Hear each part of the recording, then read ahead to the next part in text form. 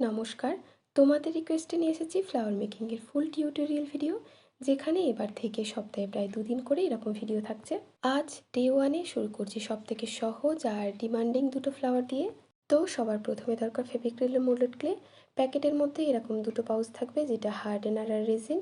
এই দুটোকে সমান সমান পরিমাণে নিয়ে খুব ভালো করে ক্লেটাকে আগে মেখে নিতে হবে।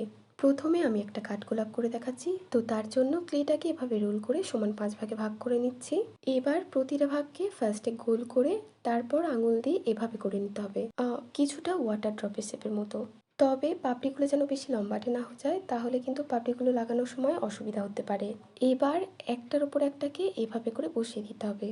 কাঠগোলাপ বা পদ্ম 2-3 রকমভাবেই তৈরি করা যায়, তবে আজ আমি এখানে সহজ পদ্ধতিতে দেখাচ্ছি, যাতে যারা নতুন তারাও যেন খুব সহজেই বানিয়ে ফেলতে পারে। এবার দেখো, লাস্টের পাপড়িটাকে প্রথম পাপড়ির উপর এভাবে করে বসিয়ে দিতে হবে, ঠিক ভিডিওটাতে যেমন দেখছো।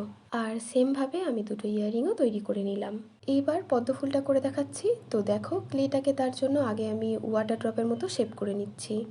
পদ্মের পাপড়ির গায়ে যেমন ভাঁজ থাকে, সুচ বা সেফটি পিন দিয়ে সেই টেক্সচারটা তোমরা এইভাবে করে নিতে পারো। আর সেমভাবে আমি 5টি পাপড়ি এভাবে করেই তৈরি করে নিচ্ছি। যারা নতুন নতুন কাজ শুরু করেছো, তাদের ক্লে হ্যান্ডেলিং করতে প্রথম প্রথম একটু অসুবিধা হতে পারে। তবে কি বলতো, সব কিছুই তো প্র্যাকটিসের উপর নির্ভর করে। দেখবে তুমি যত প্র্যাকটিস করবে, দিন দিন জিনিসটা আরও বেশি সুন্দর করতে পারছো। আমার অনেক স্টুডেন্ট আছে যারা প্রথম প্রথম ক্লে হ্যান্ডেলিং তো বাদ দাও, ক্লেটাকে ঠিক করে মাখতে বা শেপ দিতেই পারতো না। তারাও কিন্তু প্র্যাকটিস করে করে আজ খুব ভালো ভালো ক্লে জুয়েলারি বানায়। এবার এই জায়গাটাতে একটু খেয়াল করো, এখানে কিন্তু পাপড়ি দুটোকে আমি একটু ক্যারাচেভাবে বসাচ্ছি। ভিডিওটা একটু ভালো করে দেখলে জিনিসটা ঠিক বুঝতে পারবে। পদ্ম ফুলটা কমপ্লিট হয়ে গেলে কিন্তু সেমভাবে আমি এর কানে দুল দুটোও তৈরি করে নিয়েছি। এবার এগুলোকে প্রায় 6 থেকে 7 ঘন্টা মতো খুব ভালো করে শুকোতে দিতে হবে। আর সেই সময় আমি টার্সেল আর কটন বলগুলোকে রেডি করে রাখছি। যদি কেউ টার্সেল আর কটন বল মেকিংয়ের ভিডিও দেখতে চাও, তো সেগুলো আমার চ্যানেলে আপলোড করে রেখেছি, চাইলে তোমরা দেখে আসতে পারো। এইখানে টার্সেলটাকে জুয়েলারিটার সাথে আমি আগেই অ্যাডজাস্ট করে নিচ্ছি। আচ্ছা, এখানে ক্লেটাকে বসানোর সময় ক্লেটাকে কিন্তু একটু চেপে চেপে বসাবে, তা না হলে পরবর্তীকালে কিন্তু সেটা খুলে যাওয়ার চান্স থাকবে। দেখো, টার্সেলটাকে এভাবে অ্যাডজাস্ট করে নিলাম। এবার পালা এটাকে ভালো করে কালার করবার। প্রথমে কাঠগোলাপের সাদা যে বেস কালারটা হয়, সেটা ভালো করে আগে চাপিয়ে নিতে হবে। তবে তোমরা এখানে চাইলে জেসও 2 কোট করে ইউজ করতে পারো। এরপর মাঝখানটায় আমি একটুখানি অল্প করে অরেঞ্জ কালারটা দিয়েছি, তবে তোমরা এখানে চাইলে নাও দিতে পারো। দেখো, যেভাবে হলুদ কালারটা চাপাচ্ছি, তোমরা একেবারে কমলা কালারটা স্কিপ করে এই হলুদ কালারটাকেও চাপিয়ে নিতে পারো।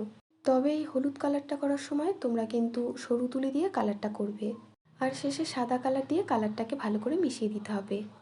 ব্যাস, তাহলেই রেডি কাঠগোলাপের চোকার।